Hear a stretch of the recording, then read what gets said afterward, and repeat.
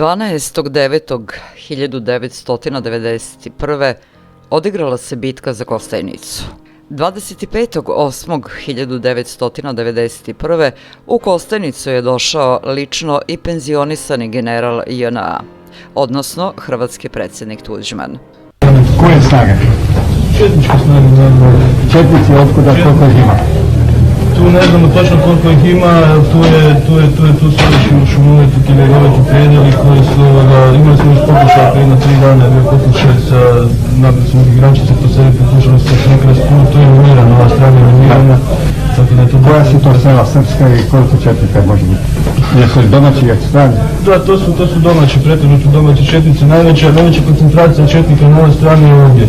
Ustanici su tog dana mogli da stave u potpunu blokadu i da se u tim okolnostima otpočnu pregovori o deblokadi kasarni i razoružanju paravojnih jedinica. Strane u sukobu. Sa hrvatske strane hrvatsko krilo JNA, ustaški teroristi Zenge i MUP Hrvatske. Sa srpske strane teritorijalna odbrana iz sela Meminska i istaknuti pojedinci iz okolnih sela. Ključna tačka okršaja je bila brdo Djed. Rezultat bitke – pobjeda srpskih ustanika iz sela Meminska, pri čemu je lišeno slobode oko 400 hrvatskih bojovnika terorista sa velikom količinom najsavremenijeg oružanja i opreme.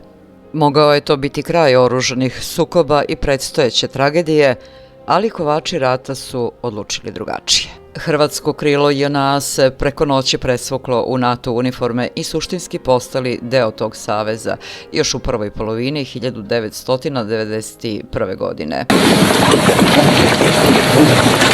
Srpske ustanice su posjedovali uglavnom poluautomatsko oružje bez dodatne opreme.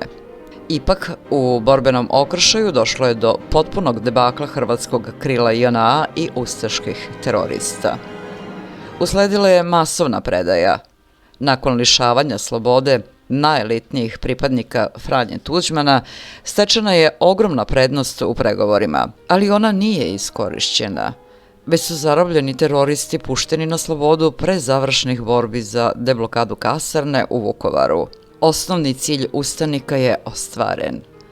Te 1991. godine se nije ponovila 1941.